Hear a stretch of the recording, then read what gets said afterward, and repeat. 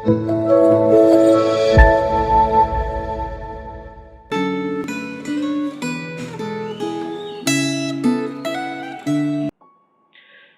Bapak Ibu yang terkasih di dalam Tuhan, sungguh kita bersyukur kepada Tuhan untuk hari baru yang Tuhan berikan. Mari saya mengajak setiap kita berdoa bersama-sama. Bapa di dalam kerajaan surga, sungguh kami bersyukur kepadamu untuk hari baru yang Tuhan berikan di dalam kehidupan kami. Kami bersyukur Tuhan untuk pemeliharaanmu yang begitu ajaib. Engkau memberkati kami dari waktu ke waktu. Bahkan di hari ini, kami kembali datang kepadamu memohon kiranya Engkau memberkati kami melalui firman-Mu ya Tuhan. Berkatilah setiap diri kami ya Tuhan. Roh Kudus di dalam hidup kami boleh berbicara dan menuntun hati kami seturut dengan kebenaran firman Tuhan. Kami menyerahkan untuk waktu perenungan ini ke dalam tangan-Mu. Terpuji nama-Mu demi nama Tuhan Yesus Kristus. Kami bersama-sama berdoa. Amin. Bapak Ibu Saudara sekalian, kita akan bersama-sama merenungkan tema komitmen dalam pernikahan yang terambil dari Matius pasal yang ke-19, ayat yang ke-5 hingga ayat yang ke-9. Demikianlah firman Tuhan. Dan firman-Nya, sebab itu laki-laki akan meninggalkan ayah dan ibunya dan bersatu dengan istrinya, sehingga keduanya itu menjadi satu daging. Demikianlah mereka bukan lagi dua, melainkan satu. Karena itu, apa yang telah dipersatukan Allah tidak boleh diceraikan manusia. Kata mereka kepadanya, jika demikian, apakah sebabnya Musa memerintahkan untuk memberikan surat cerai jika orang menceraikan istrinya? Kata Yesus kepada mereka, karena ketegaran hatimu, Musa mengizinkan kamu menceraikan istrimu. Tetapi sejak semula tidaklah demikian. Tetapi aku berkata kepadamu, barang siapa menceraikan istrinya kecuali karena zina, lalu kawin dengan perempuan lain, ia berbuat zina. Bapak Ibu Saudara sekalian yang dikasihi oleh Tuhan, di dalam budaya Timur, perceraian adalah perbuatan yang memalukan.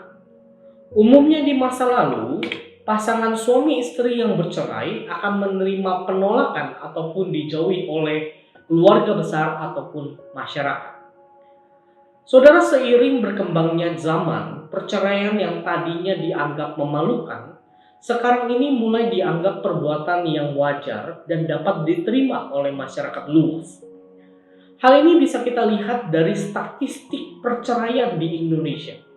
Saudara, menurut laporan statistik Indonesia, kasus perceraian pada tahun 2021 mencapai 400.000. Dan di tahun 2022 terjadi kenaikan yaitu sebesar 15%, yang artinya mencapai 500 ribuan kasus perceraian.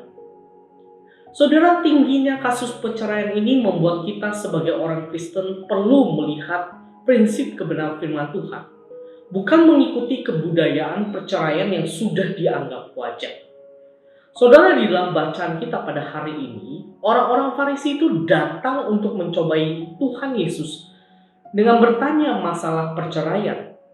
Di ayat yang ketiga, mereka bertanya demikian, apakah diperbolehkan orang menceraikan istrinya dengan alasan apa saja? Saudara, perhatikan, mereka bertanya dengan menggunakan kalimat alasan apa saja. Artinya saudara, mereka bertanya apakah boleh perceraian itu didasari oleh hal-hal yang sepele. Misalkan, seorang istri masaknya tidak baik, tidak benar, ataupun mungkin makanannya jadi tidak enak. Apakah suami langsung boleh bercerai dengan alasan yang sepele demikian? Saudara, apa jawab Yesus?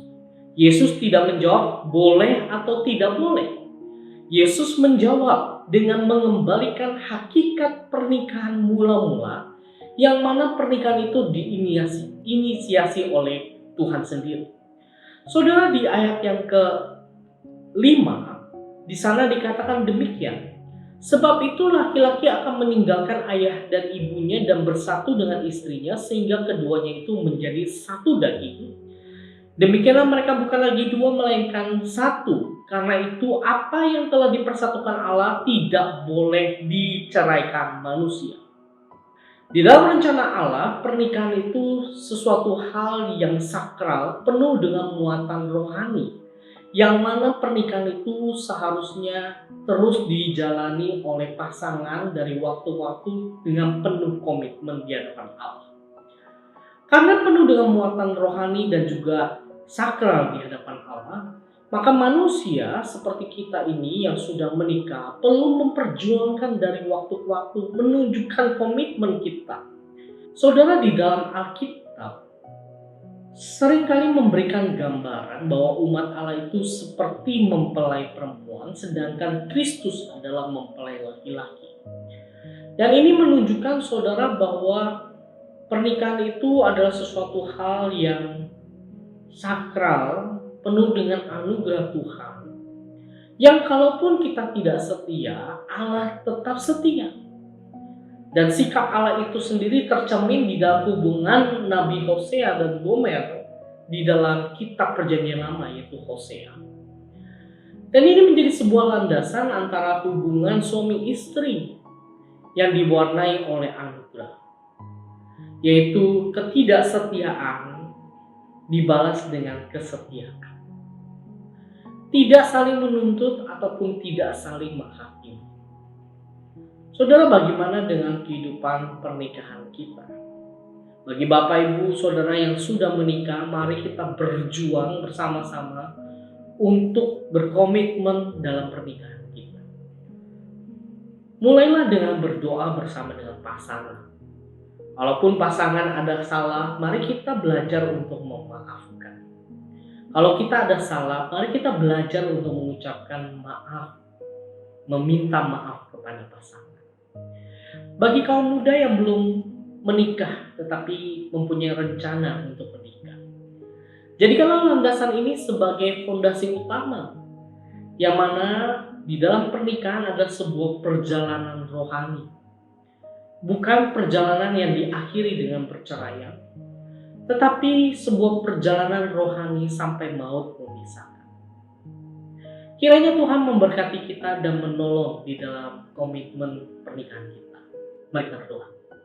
Bapa di dalam kerajaan surga, kami bersyukur kepadamu untuk firman Tuhan yang boleh kami renungkan bersama-sama. Kami mau berdoa kepada Engkau ya Tuhan, bagi setiap diri kami yang sudah menikah.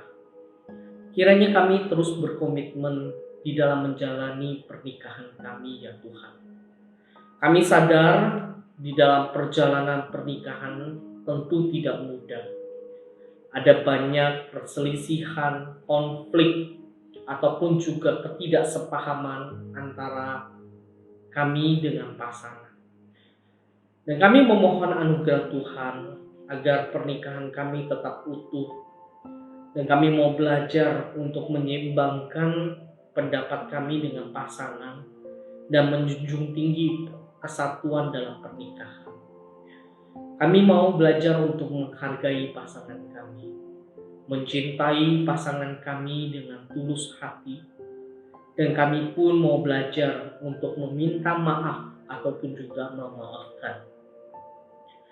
Bagi kami ya Tuhan yang masih muda, yang akan menikah, Tuhan tolong agar kami tidak mengikuti arus dunia ini, yang mana perceraian sesuatu hal yang wajar dan boleh dilakukan. Kami memohon Tuhan, kiranya mereka yang akan menikah, mereka boleh menjunjung tinggi firman Tuhan, bahwa pernikahan adalah sebuah perjalanan rohani sampai maut memisahkan. Terima kasih sekali lagi Tuhan untuk firman Tuhan yang begitu jelas mengingatkan kami untuk boleh terus menjalani pernikahan dengan berkomitmen tinggi di hadapan. Terima kasih Tuhan. Kami bersyukur demi nama Tuhan Yesus Kristus kami berdoa. Amin. Tuhan Yesus memberkati.